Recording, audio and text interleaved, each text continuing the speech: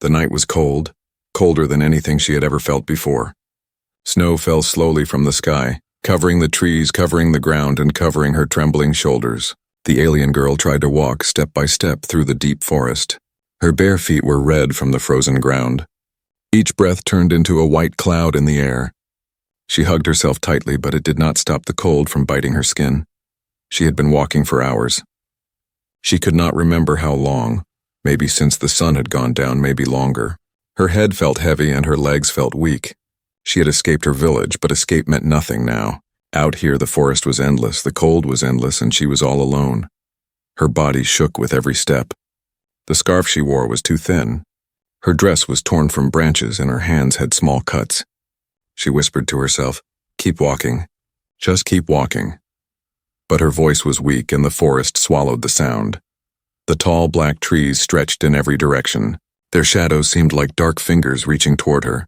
She stumbled once, then again. Her knees hit the snow and her hands pressed into the ice. It burned like fire, but she pushed herself up again. Her eyes were blurry. She could hardly see the path. The alien girl's thoughts began to fade. She remembered the faces of her people, their cruel words, the way they had turned their backs on her. They called her weak, cursed, unworthy. That was why she had run. She thought the forest might give her freedom, but the forest only gave her pain. She walked a little more, her breaths short and sharp, until her legs could no longer move. She fell to the ground. The snow welcomed her like a cold blanket. Her body curled up, trying to keep the little heat left inside. She whispered once more, but now her lips barely moved. The forest was silent. No birds, no wind, only the sound of her weak breathing. Slowly, even that sound grew softer. Her eyes closed. She felt nothing but darkness. Then somewhere in the silence there was a sound, a crunch, a heavy step in the snow. Then another. Slow, steady, close. She wanted to open her eyes, but her body did not listen. Her mind told her it must be a beast coming to finish her life. But the step stopped right beside her. Warm hands lifted her from the frozen ground. She did not understand. She thought she was dreaming. The warmth was real, the arms strong and steady. A voice spoke, deep and human, but she could not hear the words clearly. It felt strange, almost gentle. She slipped back into darkness, but now there was warmth around her. Warmth stronger than the cold. She was being carried, she was not alone anymore. Time passed. She did not know how much. When her eyes opened again, she saw a fire burning nearby. The flames danced, glowing orange against the snow. Her body was wrapped in something thick, a coat far too big for her. She turned her head slowly and saw him. A human. He sat close to the fire, his back straight, his face hard but calm. His hair was dark and his clothes were rough from travel. His hands held a stick, moving the firewood so the flames stayed strong. She blinked, confused. Why would a human be here? Why would a human carry her out of the snow? Her people had always spoken of humans with fear, saying they were selfish, dangerous, and wild. Yet this one had covered her in his coat. This one had saved her life. Her lips trembled as she tried to speak, but no sound came. The human noticed her movement. His eyes turned to her. Not cruel eyes, not cold. His gaze was steady, sharp, but there was something else in them, something she could not understand. "You're awake," he said softly, his voice clear now. "Don't move too much. You need rest." She froze. His words were simple, but his tone was careful, almost gentle. She wanted to ask him why he helped her, but her throat was dry and her body too weak. The fire crackled. Snow still fell outside, but here, inside the small circle of firelight, there was warmth. Safety. She pulled the coat tighter around her, feeling the human's warmth still in the fabric. Her heart beat faster. Who was he? Why was he here in this forest? Why did he save her, when no one else had cared if she lived or died? Her eyes grew heavy again, but this time it was not from the cold. It was from warmth, from safety. For the first time in so long, she felt she could sleep without fear. The last thing she saw before her eyes closed again was the human, sitting quietly beside the fire, keeping watch. The fire crackled softly, throwing sparks into the night. The alien girl opened her eyes again, this time fully awake. Her body still trembled, but the coat wrapped around her gave her a strange comfort. It was heavy, smelling faintly of smoke and leather, but it was warm. So warm that she could finally feel her fingers again. She slowly pushed herself up on one elbow. Her vision cleared, and the first thing she saw was the human. He sat only a few feet away, staring into the fire. His face looked rough, as if he had seen many storms in his life, but his eyes were calm, reflecting the glow of the flames. She hesitated, her heart racing. Should she speak? Should she run? No, she was too weak to run, and the truth was he had saved her. She knew that much. Without him, she would already be gone, frozen beneath the snow. The human noticed her movement and turned his head. His voice came steady, quiet, not threatening. "You're safe," he said. "Don't worry. The cold can't reach you here." His words felt strange to her. No one had ever said such things to her before. Safety was something she had never truly known. She opened her mouth, but only a whisper came out. "Why?" The human leaned forward. "Why what?" Her lips trembled. She wanted to ask why he carried her, why he bothered to save a stranger, an alien, but the words stuck in her throat. All she managed to say was, "Why help me?" The firelight danced across his face as he answered, "Because no one deserves to die alone in the snow." Her chest tightened. That answer was simple yet powerful. She had expected something different. Maybe pity, maybe cruelty. But instead he spoke as if it was the most natural thing in the world. The girl lowered her eyes. Her hands held the coat tightly around her body. She still felt fragile, ashamed even. She remembered the way her own people had treated her, how they turned away when she needed warmth, how they whispered that she was cursed. And now a human, a stranger from another world, had given her the very thing they had refused: kindness. The human reached into his pack and pulled out a small tin. He poured water into a pot and placed it over the fire. Soon steam rose and a faint smell of herbs filled the air. "Drink this," he said, offering her a cup. "It will warm your body." Her hands shook as she took it. The liquid burned her tongue, but in a good way. It spread warmth through her chest, easing the cold that had buried itself deep inside her bones. She closed her eyes for a moment, savoring it. When she opened them, she found the human watching her. His gaze was sharp but not cruel. He studied her as though trying to understand her pain without asking. "You were alone in the forest," he said after a long silence. "Why?" Her chest tightened again. The truth pressed against her lips, but fear held it back. Should she tell him that her people had cast her out? Should she tell him that she had been called weak, unwanted, cursed? No. If he knew, he might leave her too. "I was lost," she said instead, lowering her eyes. "That is all." The human did not argue. He only nodded as if he understood there was more to the story, but he would not force her to speak. The fire crackled. Outside, the forest groaned with the weight of snow. Somewhere far away, a wolf howled. The girl shivered again, but the human shifted closer, adding more wood to the fire. "You should sleep," he said softly. "Tomorrow will be better." She wanted to laugh at those words. Tomorrow had never been better for her. Tomorrow always brought more pain. But something in his voice made her believe, just a little, that maybe he was right. As she lay down again, pulling the coat tighter, she found herself watching him. His back was straight, his eyes scanning the darkness beyond the fire. He looked like a guardian, like a wall between her and the dangers of the forest. Her heart beat strangely fast. She had never trusted anyone before, not even her own kind. And yet, this human she had known for only a short time made her feel safe. Slowly, her eyes grew heavy. But before she drifted into sleep, a thought struck her. Humans were supposed to be dangerous. So why did this one feel like her only chance to live? The fire burned bright through the night.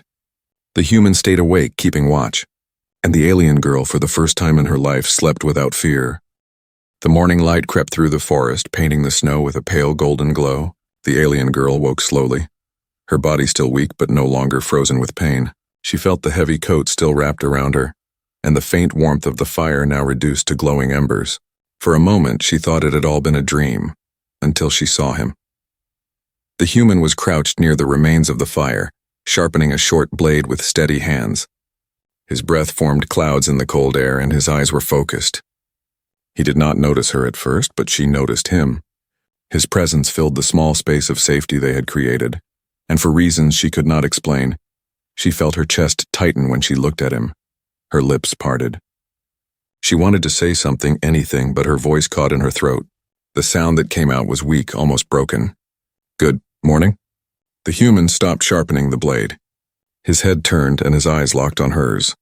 She froze under his gaze, uncertain if she had made a mistake. But then the corner of his mouth curved slightly, not into a full smile, but into something softer. "Good morning," he replied. His voice was calm, deep, and strangely reassuring. She blinked. That was the first time she had spoken to him clearly, and he had answered without suspicion, without anger. The silence that followed was not heavy. It was new, fragile, but not frightening. The girl tried to sit up, but her arms trembled.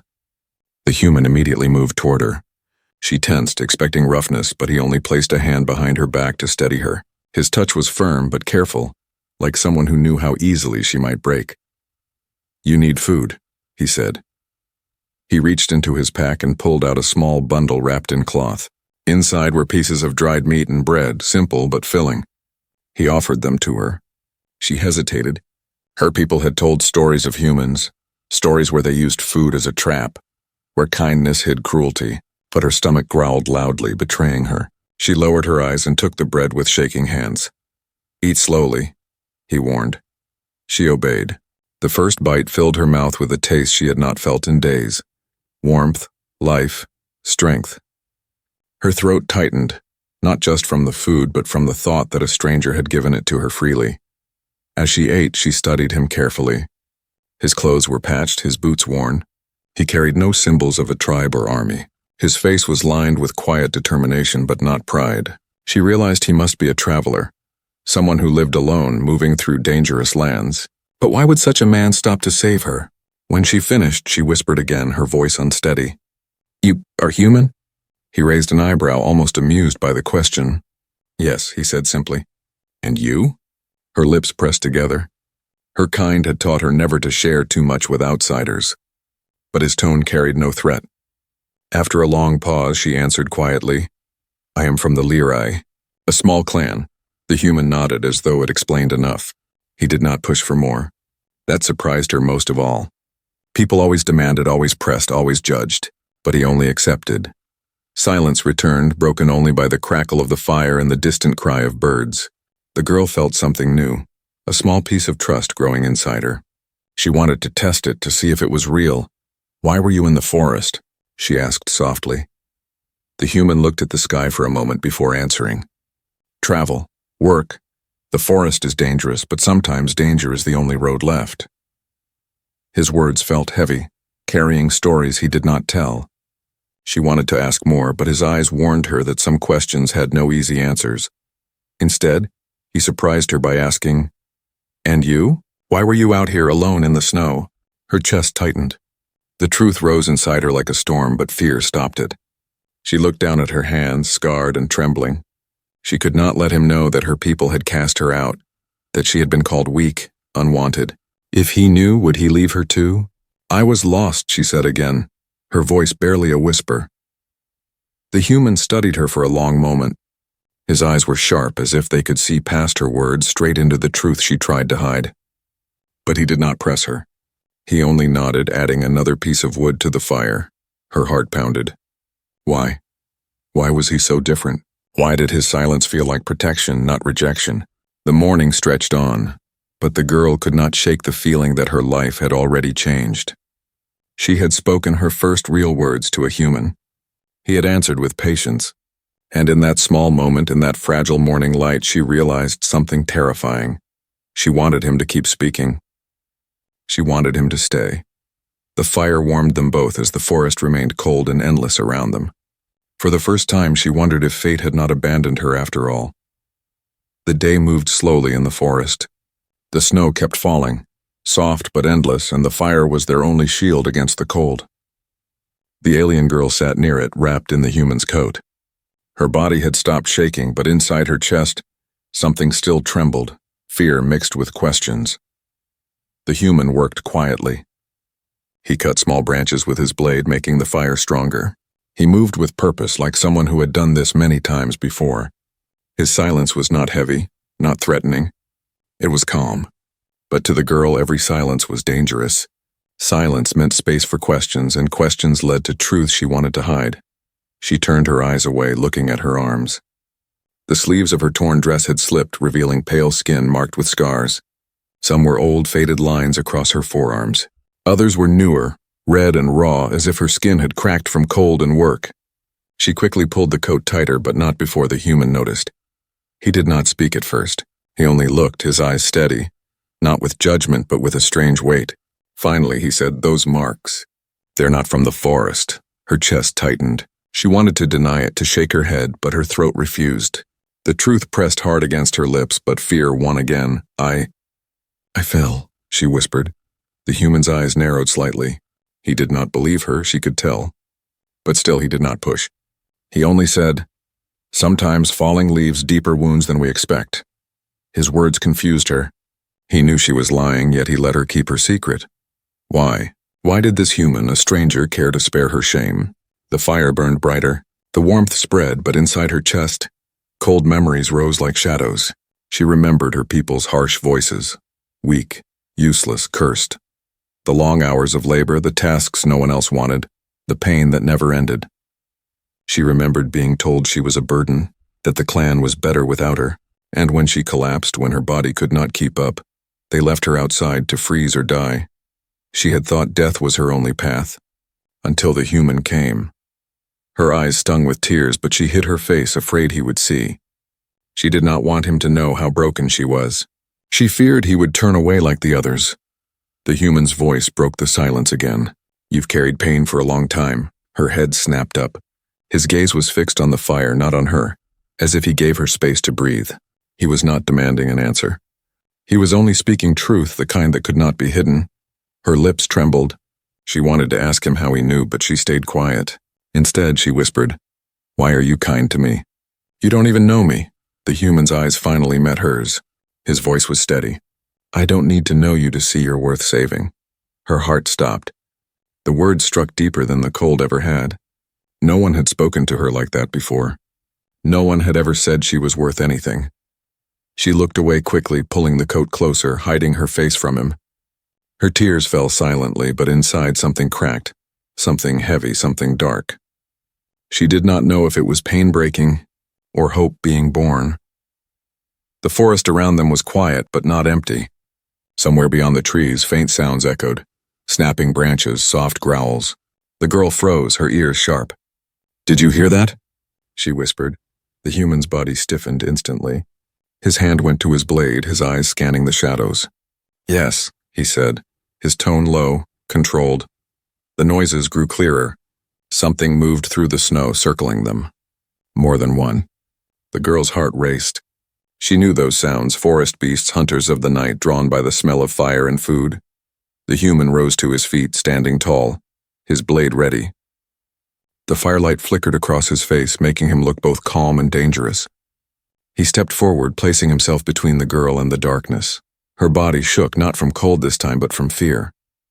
Yet when she looked at him standing firm, she felt something else too, safety. For the first time, she believed she might live through the night. The growls came closer. Red eyes glowed between the trees. The girl clutched the coat, whispering, "They'll kill us." The human's voice was steady, strong. "Not while I stand." The forest held its breath as the beasts stepped closer, their shadows stretching long in the firelight. The girl's pulse pounded in her ears. She thought of her scars, her past, her weakness. But when she looked at the human, she saw no fear in his eyes. And in that moment she realized, her story was no longer just her own. The firelight flickered wildly as the growls grew louder, echoing through the frozen trees. The alien girl sat frozen, clutching the human's coat tighter around her. Her eyes stared into the shadows where glowing red eyes blinked back at her. She could see them now, 3 beasts, maybe more. Their black fur blended with the night, but their teeth shined like blades in the light. Their low growls rumbled like thunder across the snow. The human stepped forward, blade in hand, shoulders square. He did not tremble. His breath came slow, calm. He stared directly at the beasts, not backing away, not flinching. The girl's heart pounded so loud she thought they might hear it. "You can't fight them all," she whispered, her voice shaking. "I don't need to fight them all," the human replied softly. "I just need to make them believe I will." She had never seen courage like this. Her own people would have run. Even the strongest warriors feared these forest predators. But the human, he stood like a wall between her and death. The first beast stepped closer, its claws scratching across the frozen ground. It let out a snarl, testing him. The human didn't move. Instead, he lowered himself slightly, eyes never leaving the threat. He tossed a burning log from the fire toward the beasts. It hit the snow near their feet, exploding in sparks. Two of them jumped back, growling louder. One stayed. The largest, the girl could barely breathe. Every muscle in her body screamed to run, to hide, but her legs wouldn't move. The human took another step forward. The cold wind blew through the trees, but his voice cut through it like steel. "Go," he said, not shouting but commanding. "She's not yours." The big beast snarled, drool dripping from its fangs. It crouched, ready to leap. Then it did. The girl gasped. The beast flew through the air, claws extended, but the human was faster. He rolled to the side, blades slashing across the creature's side. Blood sprayed into the snow. The beast roared and spun, but the human was already moving again. Another slice, then a kick to its side, sending it tumbling. The other two beasts backed away, growling, uncertain. They circled, but now slower. The human stood between them and the fire, his blade ready. The wounded one rose, limping, its eyes full of rage. But now it hesitated. The fire popped behind the human, throwing long shadows. His face was calm, eyes focused like a hunter who had done this before. Finally, the lead beast let out one last snarl and turned. One by one, they vanished into the darkness, their red eyes fading between the trees. Silence returned. The girl collapsed in the snow, her hands shaking. She had held her breath the entire time. The human turned back to her, breathing heavier now. His arm bled from a long claw mark. Still, he looked more worried for her than himself. "Are you hurt?" he asked. She shook her head, her voice stuck in her throat. Her eyes locked on the blood running down his arm. She crawled forward. "You're the one who's hurt," she whispered. "It's nothing," he said, sitting down near the fire again. "Just a scratch." She knelt beside him, grabbing a strip of cloth from his pack. Her hands trembled as she wrapped it around his arm. She had never touched a human before. His skin was rough, scarred, but warm. "You could have died," she said softly. He shrugged. "So could you," she looked into his eyes. "But I'm just a stranger to you. Why take that risk?" He gave a tired smile. "Because no one else would." Her throat tightened again. How many times had she wished someone would say those words to her? That she mattered. That someone cared enough to stand between her and danger.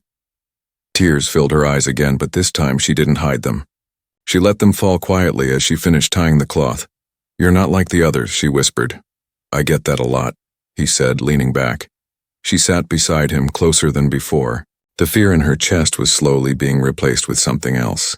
Something warm. The fire crackled again, brighter now. Around them, the forest returned to silence. She spoke once more, barely above a whisper. "Thank you. For everything." The human looked at her and nodded. "We survived together. That's the rule now." The girl didn't say anything else.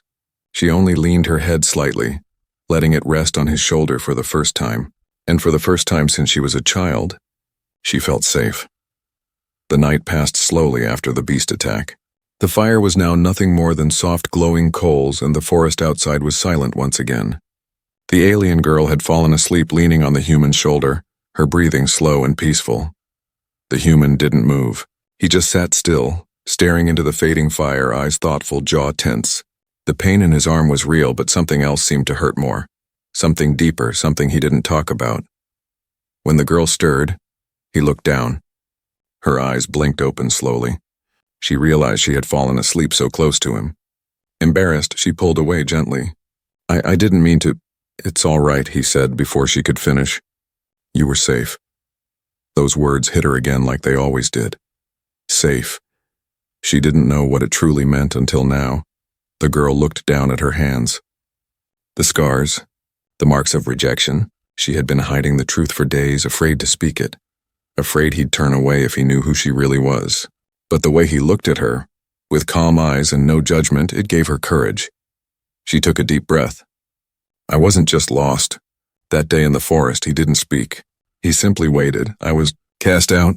Her voice cracked. "My people said I was weak, that I was a burden, that I brought bad luck. So they left me, to die in the cold silence.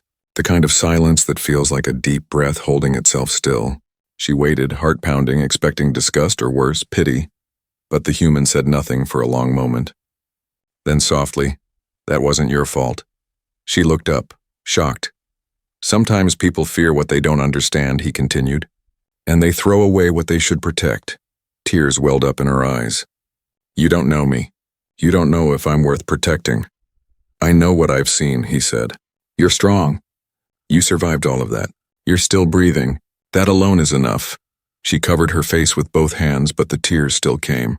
Not because she was broken, but because for the first time, someone saw her as something more than broken. The human stood up, tossing snow on the embers to put out the last of the fire. The sky was beginning to brighten. "Come on," he said. "We need to move before the sun rises fully." She wiped her eyes quickly. "Where are we going?" He didn't answer right away. He looked into the trees like a man who had walked many roads and trusted none. "There's a station 2 days from here. A human outpost. I have some contacts there. If we reach it, you'll be safe. You can start again." She stood slowly, pulling the coat tighter. "And you? What about you?" "I never stay long in one place," he said simply. "That's my life," she looked at him. "You saved me, and then you'll just leave?" The question caught him off guard. His eyes met hers, but they held something unreadable. Pain, maybe. Or memory. "I've seen what happens when I stay," he said finally. "It doesn't end well." She stepped closer, her voice softer. "You speak like someone who's been hurt?" He gave a bitter smile. "I've made mistakes. People paid for them." She wanted to ask more, but something in his face told her not to. So instead she said, "You're not who I expected a human to be." He glanced at her. "And you're not what I was told an alien would be either." For the first time they both smiled, just a little. They packed what little they had, a few supplies, a blade, and the coat she refused to give back. As they began walking through the snow-covered forest, a quiet peace fell between them. The trees stood tall, covered in white, and the cold wind blew again. But this time the cold didn't feel like death. It just felt like weather. Hours passed. They spoke little. But something had changed. The walls between them were breaking, one honest word at a time. When they stopped to rest beneath a fallen tree, she turned to him again. "You said you made mistakes." "What kind?" He didn't look at her. "I trusted the wrong people, left the right ones behind, and now I live with that." She hesitated, then said, "Then maybe saving me is part of fixing that." His eyes finally met hers, and this time there was no pain in them, only quiet respect. Maybe, just maybe, he wasn't saving her. Maybe she was saving him too. The snow crunched softly under their boots as they moved through the forest, step by step, hour by hour. The trees slowly began to thin and the wind grew warmer. The sky was no longer gray but soft blue, and a golden sun had finally returned, shining gently over the white-covered ground. The alien girl walked beside the human, her steps still slow but stronger than before. Her hands clutched the edges of his coat wrapped around her body. It no longer felt like something borrowed, it felt like armor, like safety. For the first time in her life, she didn't feel like she was walking alone. "Is the outpost far?" she asked quietly. "Maybe a few more hours," he replied without turning. "Once we cross the ridge, you'll see the towers. They'll have heat, food, medicine, everything you need." She looked ahead, but the path was still covered in ice and thick roots. The road was not easy, but it was clear. She hesitated for a moment, then asked, "And after that, what will you do?" The human didn't answer immediately. He simply kept walking, his face calm but distant. "I'll find another path," he said at last. "That's what I do. I don't stay." Her chest tightened. She had known this moment was coming, but now that it was close, she didn't want to hear it. "You always leave?" "Always," he said. "That's how I survive." She looked down at the snow. Her voice came soft, nearly a whisper. "But I don't want to survive alone anymore." He stopped walking. She stopped too. The silence between them stretched like the space between stars. She slowly stepped forward and stood beside him. Her voice trembled, but she spoke anyway. "You saved me. Not just from the cold or the beasts, but from disappearing. From being nothing." The human finally looked at her. His eyes, always calm, now showed something deeper. Something he had been hiding behind silence and strength. "I didn't save you," he said gently. "You made it through the forest. You kept walking. You chose to live." She shook her head. "No, I gave up. I was ready to die. But then you carried me. You wrapped me in your coat. You stayed." A long breath passed between them, and maybe now, she continued, "It's your turn to stop walking, just for a while." He looked at her like he wasn't sure whether to argue or agree. The cold wind blew gently through the trees, and for once it didn't sting. "You don't know who I am," he said. "What I've done." I know who you are now, she replied. You're the one who sat by the fire all night to keep me warm. The one who bled to protect me. That's enough. He looked away, eyes scanning the ridge ahead. In the distance, just barely, the faint shape of a metal tower appeared above the trees. The outpost. It was real. They were almost there. We're close, he said.